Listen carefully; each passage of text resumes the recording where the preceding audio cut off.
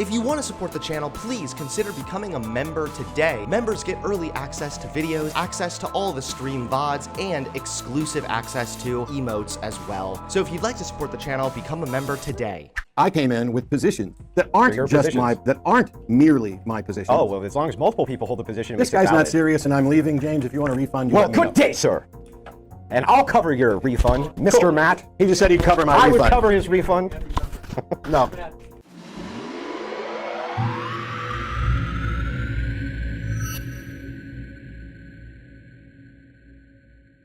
Mr. Matt Dillahunty, who, if you guys don't know, I'm a huge fan of Matt Dillahunty. He is very inspiring to me. I think his arguments are very compelling. He's generally arguing in favor of atheism and secular humanism as far as a moral framework and whatnot. He's just an all-around pretty good guy. I really like his content. I think he makes really smart, insightful arguments. And he was at DebateCon debating none other than Big Papa Fascist. You guys remember Big Papa Fascist? Remember that weaselly little bitch that I literally said I would never debate again because he didn't understand the definition of the word bribe and then accused me of being bribed? So Dillahunty was going to debate Big Papa Fascist. And, well, it didn't go so well. That was my last debate with Modern Day Debate. They will not improve. Someone said that was inexcusable. I really hope you can find a better platform to continue your work with. Matt Dillahunty says, we've got our own platform. I've just been being nice. Debates will continue, not there. So, sounds like things didn't go so well. So let's check it out and find out what happened. Thanks so much, James, and thanks, Andrew, for being here and all of you for showing up. Humanism has as its focus the betterment of humanity in this life, while Christianity has as its focus adherence to a God and the disposition of souls in an afterlife. Our best efforts in this life are, according to the Bible, like filthy rag. Our best attempts at righteousness and justice are portrayed as vile and disgusting when compared to a bumbling God constantly failing to get his creation to love and respect him, while also prescribing the death penalty for nearly everything: adultery, blasphemy, breaking the Sabbath, disobedient children, witchcraft, worshiping another God. Except slavery. Slavery is okay. Anything else, God will smite you. Not being a virgin on your wedding night. Which is better for society? Well, I'd say the one that has human society as its focus and isn't so intent on killing humans for not buying into a specific doctrine. Heaven and hell, if they were to exist, aren't human societies. What a God thinks is unknown and irrelevant. There's never been a secular humanist nation, either in a governmental form, which I'm not advocating for, or in a primary philosophical view of the majority of the population, which means we have to look at the ideals between these two positions. Secular humanism has been around for 90 years. In 1933, the first Secular Humanist Manifesto was published. It identified humanism as a religion with 15 points. It was updated 40 years later in 1973 with a lot more information. And then it was incredibly shortened in 2003. In addition to the manifestos, there are organizations like the Council for Secular Humanism, American Humanists, etc. In the first version of the manifesto, it's presented as a religious view where it acknowledges there's no supernatural guarantee of human value. We advocate a heightened sense of personal life and a cooperative effort to promote social well-being. The goal of humanism is a free and universal society in which people If you haven't already noticed, I would probably be considered a secular humanist also, just based on the types of ethics and morality that I tend to advocate for. I'm pretty sure I would fall in this category as well. Voluntarily and intelligently cooperate for the common good. In the manifesto version 2, 40 years later, this includes a lot more information. Short versions, they begin by saying those who sign this disclaim that they are setting forth a binding credo. This statement reaches for a vision in time that needs direction. We affirm a set of common principles that can serve as a basis for united action. This isn't a to-do list or thou shalt not list. We're fine with religion's inspiration, but we're opposed to dogma and authoritarian views that place anything above human needs. Religions don't pass the test of scientific evidence. The promises of immortal salvation or eternal damnation are illusory and harmful. Ethics and moral values stem from human experience, and situational ethics stem from the human need and human interest.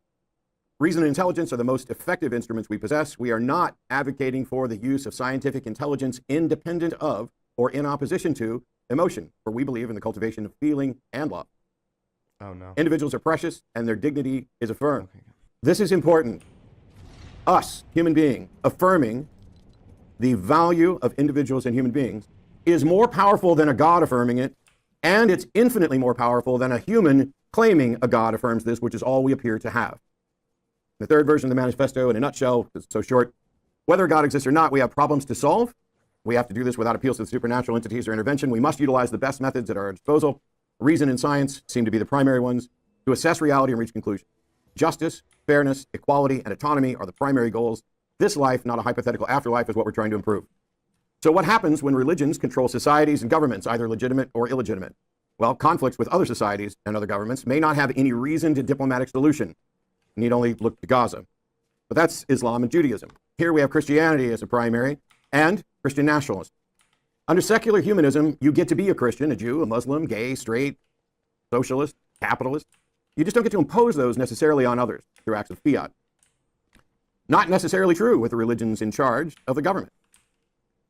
Mike Johnson's the new Speaker of the House in the United States. He's homophobic as all get out. He's argued to criminalize homosexuality. Homosexualities, by the way, are U.S. citizens with specific rights that he wants to take away. Moreover, he advocates for gay conversion therapy, which is unscientific and torturous because he thinks he can help them pray the gay away and the gay can be eliminated. He's not anti-gay. He just wants them to cease to exist as gay. They get to keep being human beings. He thinks there's no right to sodomy. Privacy laws don't protect everything, and he thinks that what sort of sex do you have, it should be his to regulate. Sodomy, by the way, is anal or oral copulation, which I have it on good authority, heterosexual folks engage in as well. 2022, he presented what was called the Don't Say Gay bill, outlawing any discussion of gender identity, sexual orientation, or related subjects, which was incredibly problematic because he ignored what the experts have to say about age-appropriate content and how critical it is, especially for kids under 10, which was his target, to have correct language in order to better report on and about sexual abuse. His policy, if it had been implemented, would have made it more traumatic for kids and more difficult for them to out their abusers and easier for abusers to get away with it. Happily, it failed. In 2015, he blamed abortions and the breakup of the nuclear family for school shootings. He also says the teaching of evolution is to blame for mass shootings because we've taught a whole generation, a couple generations now, of Americans that there's no right or wrong, that it's about survival of the fittest. And if you evolve from a primordial slime, what is that life of any... Evolution does not teach that either. Evolution literally does not teach that there's no right or wrong. That's literally just like a dumb assumption a lot of Christian conservatives make because they think that because their worldview gives you like a sense of morality, that evolution must do that also. Evolution does not give you any morality. It doesn't tell you what's right or what's wrong. Nor does science. It can sometimes inform us about what's right and what's wrong, or I guess it can help us make a more informed decision. For example, science can help us understand if certain actions hurt people. And then if we now understand that because of science, we now can recognize that it would be then immoral to do this thing that would then result in a harm, maybe like emotional abuse, for example. Science helps us understand that. Now that we have an understanding that that causes a harm, we would want to avoid that. So science, evolution, that doesn't give us morality. It can sometimes inform it, but the person that Dillahunty's talking about here seems to be making a very common mistake, which a lot of these Christian conservative types make, assuming that because they have this entire morality built around their little fairy tale, that therefore atheists or people that subscribe to evolution must therefore have that as well. Sacred value. He wants student-led prayer back in school. So, Speaker, are you okay with Islamic prayers, satanic prayers, or just particular Christian prayers? Exactly. He's opposed to the separation of religion and government, sometimes called the separation of church and state. He thinks that the founders only wanted to protect the church from the state and didn't want to protect the state from the church, citing the notorious lying pseudo-historian David Barton to support this view. He definitely seeks to impose his views on others. Now, some of you are saying, hang on, he's the Speaker of the House, he's not the Speaker of Christianity, or that's not my type of Christianity. Great. But what is your type? What's your type of Christianity like? Because there's a lot of them. How is it better? And how can we make sure that we get your better version than the one that Mike Johnson wants? He thinks his version is correct. So do you. Countless denominations without consensus. He's already got more power than my opponent has right now. So I don't know Andrew at all. I don't know what version of Christianity he's advocating for. I didn't bother to look him up. We literally just met and said hello as I sat down here. Is his version of Christianity better? I really hope so, because it'd be hard to get a whole lot worse. But they point to the same book. They point to the same Savior, the same history. Liberal and moderate Christians provide legitimacy and cover to hide the fundamentalists and to allow them to engage in Christian nationalism. Secular humanism allows you to be a Christian. right up until you try to oppose it on others, and then you get to keep being a Christian. You just don't get to practice it in the way where you're imposing it on others. You can pray, you can go to church, you can tithe, you can worship, gather, share, discuss, convert, vote based on your values. You can vote against your own best interest. I see people doing all the time. You can teach your kids your values under secular humanism. The foundational principles of secular humanism solve conflicts with data, debate, and discussion instead of coercion, conversion, or conquest. There is no secular humanist sect and no denomination of secular humanists that's ever required someone to believe something that is not empirically verifiable, that's ever ordered the death of another person, that's ever ordered or acted to act or destroy property of any person or government, that has ever overthrown a democracy to impose a secular humanist regime, that's ever been connected with terrorist cells and activities, that's ever denied freedom of speech or expression, that's ever called for the deaths of people for criticizing secular humanism or any religious view, that has ever advocated for or inspired suicide bombers or terrorist attacks. Those things are simply not consistent in any way with the core values of secular humanism. There is no threat to Christians, Jews, Muslims, Scientologists from secular humanism. There might be from scientific skepticism and rationality if you're not able to actually demonstrate the truth of your claim. But life, freedom, and an equitable relationship are the foundations of secular humanism. There is no list of thou shalt not or thou shalts, because we recognize that nearly every attempt at such a list fails at some point as we learn more about our world and about getting better at understanding the world better, about doing better, and being better in this life. The goal of humanism is a free and universal society in which people voluntarily and intelligently cooperate for the common good. If you have an objection to that or a better goal, what is it? All right, thank you so much for your introductory statement. We're going to hand it over to Andrew Wilson for 10 minutes, so thank you for being here, Andrew, and the floor is yours. You're welcome. In my opinion, so if I were going to argue this, I don't think that Dillahunty obviously did anything wrong. He did pretty good. I just think my approach probably would have been different. I feel like the one thing that he kind of was lacking there is he should have brought up more practical statistics and facts about how Christianity has in fact made things so much worse in so many ways. And also how secular humanism has made things better. So, for example, like the Enlightenment, America itself was founded on secular values, right? Now, that's not quite as specific as secular humanism, but it's still secularism, ultimately, a rejection of religiosity entirely. So I feel like he probably could have brought more points up there, but that's just my opinion, I guess. Like, obviously, at the end of the day, it's just going to kind of depend on approach. I just feel like he should have, or he could have, mentioned more practical benefits.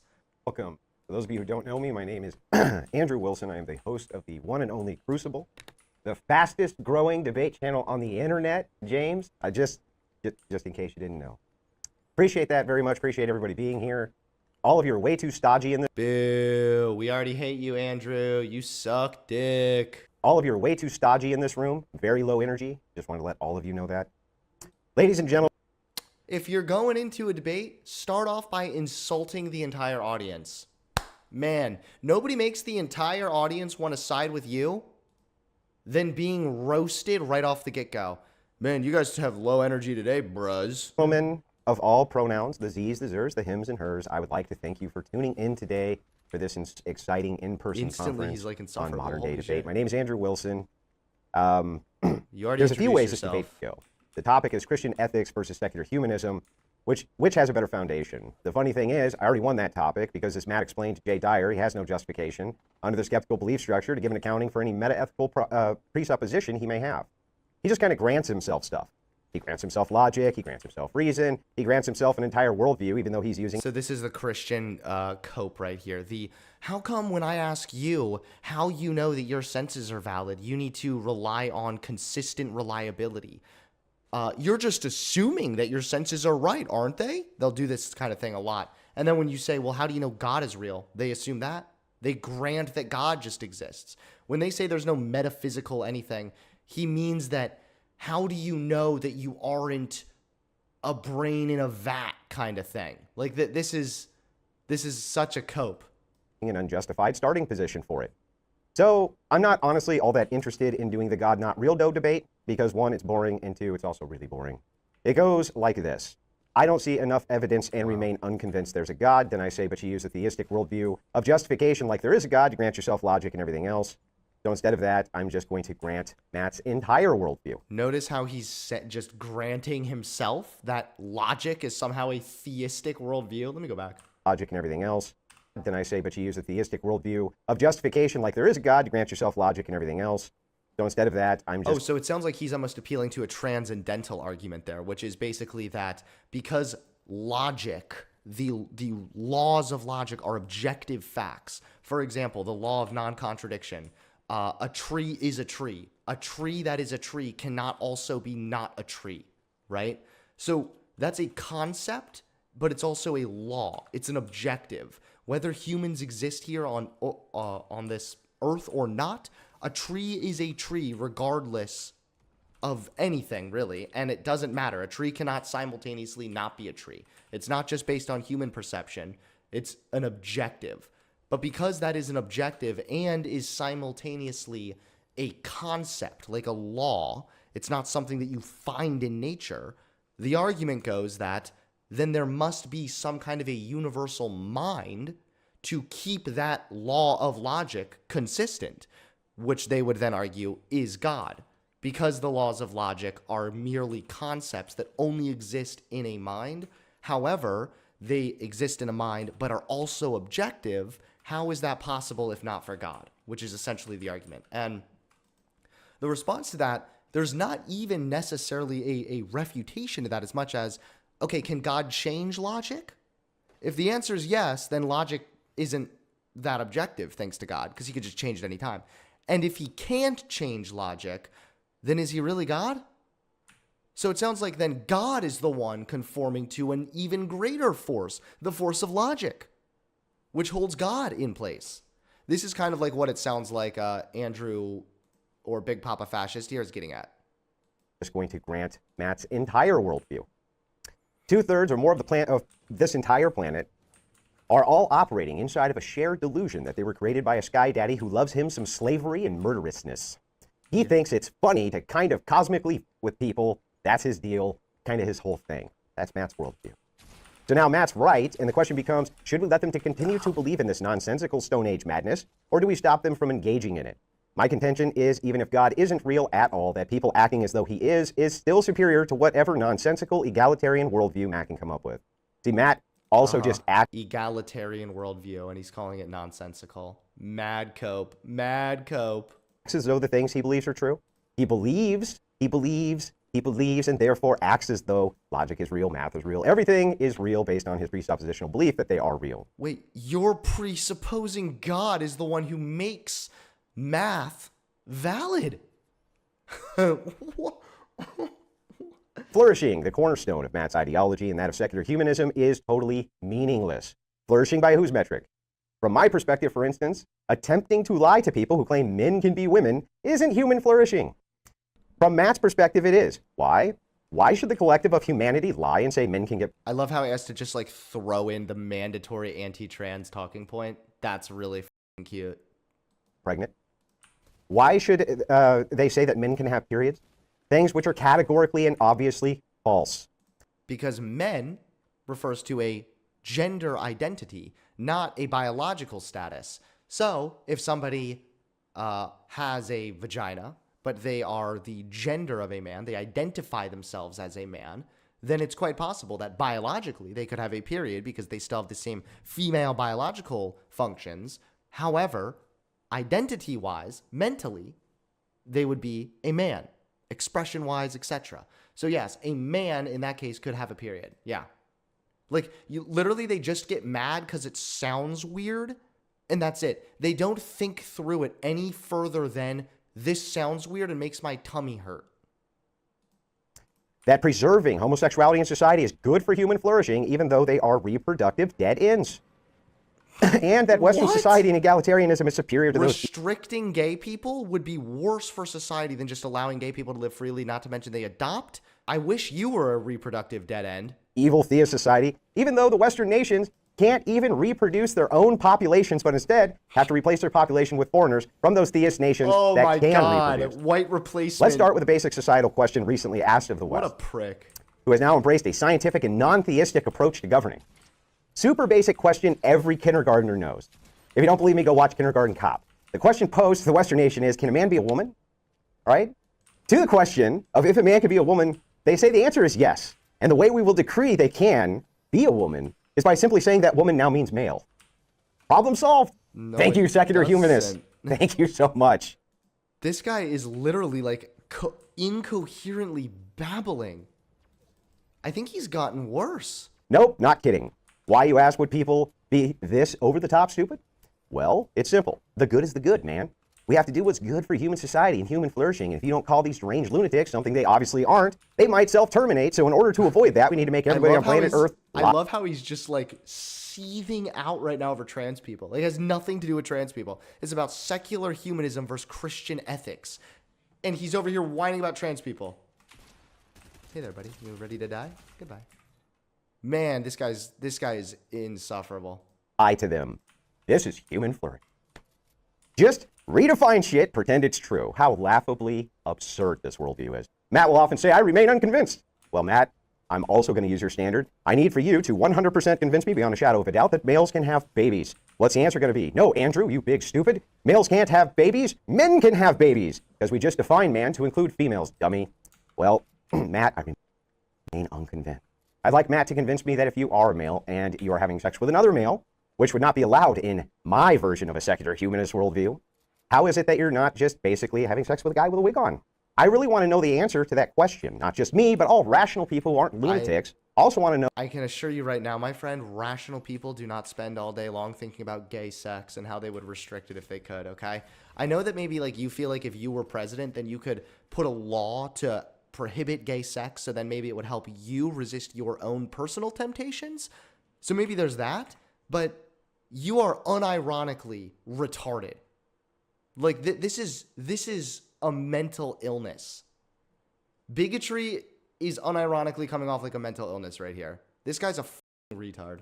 Know why it's ma'am isn't a complete and total crock of garbage.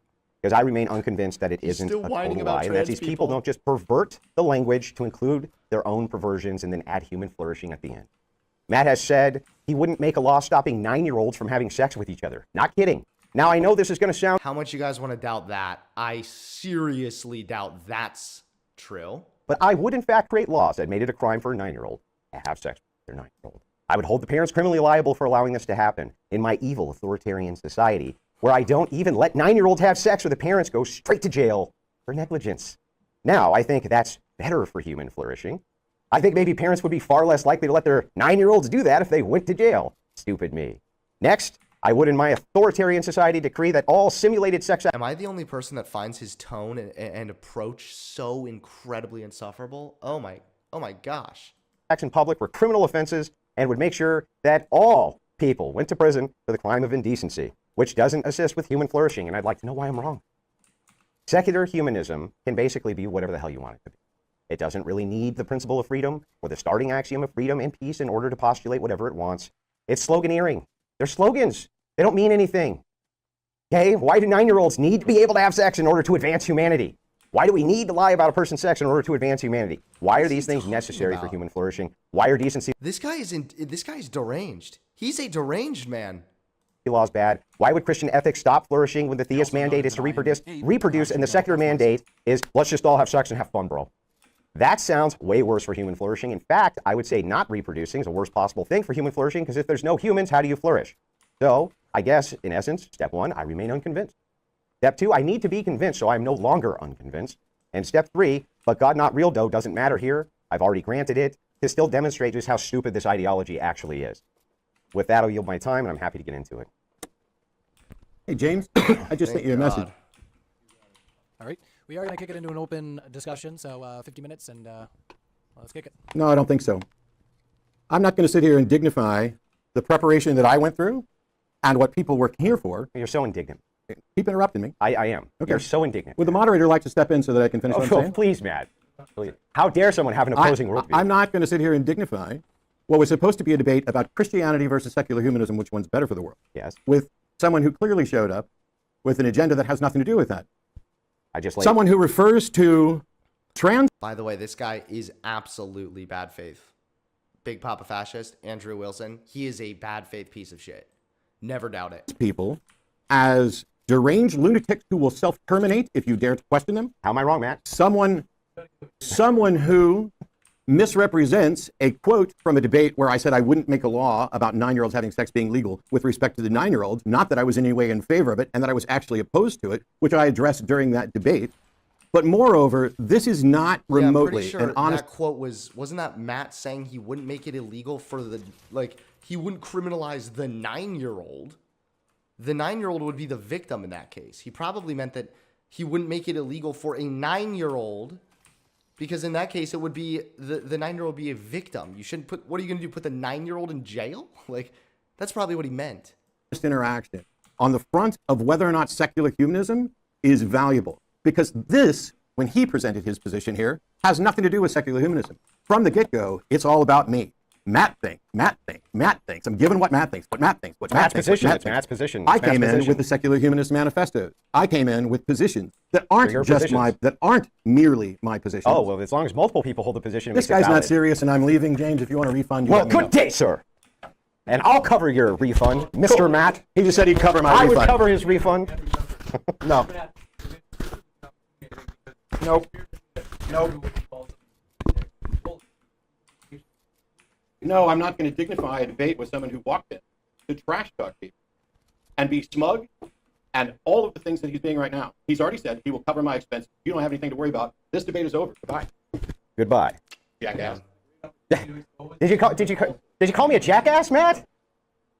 Well, you and your husband have a good day, man. Have a wonderful day, Matt. Wow. Yeah. Ha ha ha, Yeah. you're gay? No, that was fine. I mean, if you're gonna take a parting shot, I will too, man. Wait, did this guy unironically just do LOL, you're gay? No, your parting shot's correct. Oh man, tough crowd. Yeah, tough crowd, because turns out it's not very cool to keep on to be this bad faith. I do feel though Matt may have left a little prematurely though. Not gonna lie. And we do appreciate you coming. No, you guys got to cover your own costs. Sorry. So I agree that what Andrew said wasn't helpful in that. Well, hold on, just let me actually talk. I'm already addressing it, so you want to interrupt me still? Really? Yeah, self-control, please. So is Andrew, when you call people lunatics, that does come off as The presentation of a correct worldview. So, but at the same time, I can't help that Matt left. I would like Matt to refute and explain to Andrew, hey, here's why calling people lunatics isn't an argument, and this is intellectually lowbrow. But I can't help that Matt left. I'm sorry about that. So, if you want to email me, I'm at moderndaydebate@gmail.com. I can even give you my number if you want to email me first and we can talk. But I think we'd agree that, calling people names isn't an argument, and it's lowbrow. I didn't call anybody any At the names. same time, my preference would be that Matt would kind of explain that for the did call internet people to names. see. You called them that's why we deranged posted lunatics, these I debates, thought. is that there are bad arguments, that they'd be exposed to the world, rebutted and exposed to the world. But I can't make Matt do something. So I am sorry that we don't appear to have a headline debate tonight. Can we still have a Q&A? You want to ask Andrew questions, do you? If you guys would, Yeah, in spirit of debate, you guys want to ask questions, eh? if you guys would like to engage with Andrew and challenge his calling people lunatics, I am open to that. If you guys would like to, go ahead and you go. Well, we do need to have you speaking on the mic though. Yeah, I was going to say, we can have somebody speaking to Mike unless somebody has to get up there, my goodness. All right. It's on you, buddy. So it seems like you lost the debate. It seems like you didn't have an argument to begin with. So I'd like to know, so where's Because your, I fled the debate stage? yeah, where's your degree in psychology to understand these concepts? Do you need a when degree it in comes to- psychology to know what a man and a woman are, sir? Well, apparently you need. Clearly you do. I love that. Also, they always try to appeal to this. They're like, it's so easy a kid could understand. Do you really need a degree, huh? It's like, you realize that something is not true by virtue of its simplicity, right? Please. We're doing- I'm serious. I'm going to toss people if this gets out of hand. Seriously. I don't care. I will carry you out myself. So keep self-control. Okay. Andrew, you have to let them ask the question. Okay. You piss off everybody. Okay, fair enough. Including me. For what? You have to let them actually ask their question. Okay. That's fair. Okay, fair. Go ahead. Dude, Probably Andrew's getting personal. scolded right now. So I didn't hear an argument against secular humanism. I'm not necessarily on board with everything with the secular humanist manifesto. What specifically about the manifesto that he talked about do you find troubling? It's all lies. It's literally based on non-reality being subjectively interpreted as whatever you want. You can make bold claims. Specific, please. I'm giving you a specific one. If you, sir, believe that a man can be a woman, and you can think that you can gaslight the entirety, are you going to let me answer the question or no? Go ahead. If you want to try to gaslight the entirety of humankind, that this falsehood actually exists in descriptive reality, and then say, well, that's science, and we rule with science, we rule with our mind, we rule with our brain. That's absurd. It's absurd. How in the world can you want a doctrine like that to run your life? How? Where is that in the secular humanist manifesto? What had anything to do He has no descriptor for what is true. He has no justification for truth, because he has no There's nothing to do with trans people even with the manifesto, is there? justification for truth. They can make up whatever they want as being a truth claim. In this case, they make up what is a man and what is a woman. Do you understand? Yes, you're making the presuppositional argument that you have to ground all beliefs in your belief in God. Which is I what also you're made that secretly argument. doing. I conceded his entire worldview to ask him one descriptive claim about reality, and he got so upset about the descriptive reality claim, he fled the Well, room. you're being personal about it. But What was personal? When did I name anybody? Your closing statement as he walked out, I hope you and your husband have a Oh, you good mean after he day, called me a name? Which was very personal. When he called me a name first. Yeah, so you're insulting his partner along with him. No. Why not, if he's insulting you, why don't you just directly insult How directly to him? can it be an insult if I'm giving you a descriptive, real, true statement? That's a real, true statement. How could you be insulted unless you know it's a lie? How? All right. Next one coming in. Good luck to you. Hey, Andrew. I'm pretty Wait, did he religious just myself. ask how can you be insulted unless you knew it was a lie? It could be the tone that you used, the fact that you brought it up as a form of an insult when it shouldn't have been an insult. What do you mean? I tend to keep to myself. But one thing that I've always been listening to, or I can't really say the verse really well. I don't really remember it by heart, but it's had something to do with along the lines of don't give swine, or don't give pearls to swine because they wouldn't know what to do with it. Not to call anybody who doesn't believe in I religion. think you just called the whole audience swine. Yeah. Sorry, not. Oh, that's just what the. That's just what the. Yeah, I I think know. that's just what the quote was. Basically saying don't, push and try to convince someone if they're like unbelievers or they don't believe. So what kind of gets you fired up and want to try and tell them, your position? What makes you So want my to position define has the a Bible? requirement in truth. It's one of the commandments of Christianity. It's one of the 4 things that we should focus on is what is true. Where is the proof?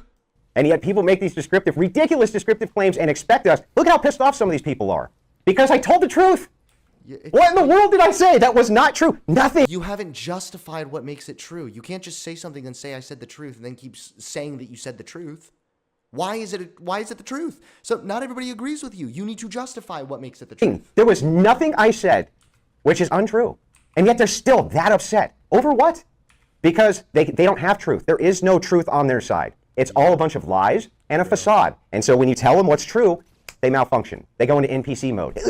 I was told man can be woman. It's insane. They can't. It's nuts. It's nuts. Yeah, I just think that that cannot go hand in hand. Like religion and secular humanism can go hand in hand if you kind of just you're not totally right, you're not totally wrong, but we're in America, you can live the way you want. I do have a personal problem when you try to force it, regardless if it's religion or secular humanism. When you try to force your beliefs and tell them oh, you're a bigot if you don't believe this, or you're delusional if you don't believe this and stuff. But it's just let's all get together, be friends. I'm not adverse to people having the most radical for me worldviews on planet Earth. I debate with them all the time professionally, okay? All the time professionally. Talk to them from all over the world. I don't run away from their views. I don't run away if they think that I find they're mean. I tangle with them and their ideology, and I destroy it because it's wrong.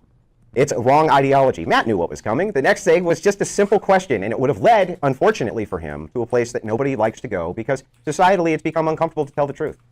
And his ideology clearly promotes the discomfort in telling the truth. There is truth. There's objective truth. Where? At what point are we going to decide, that a 400-pound guy is skinny because he says he's skinny? Come on. At some point, we have to use what he calls rationality and reason. Right?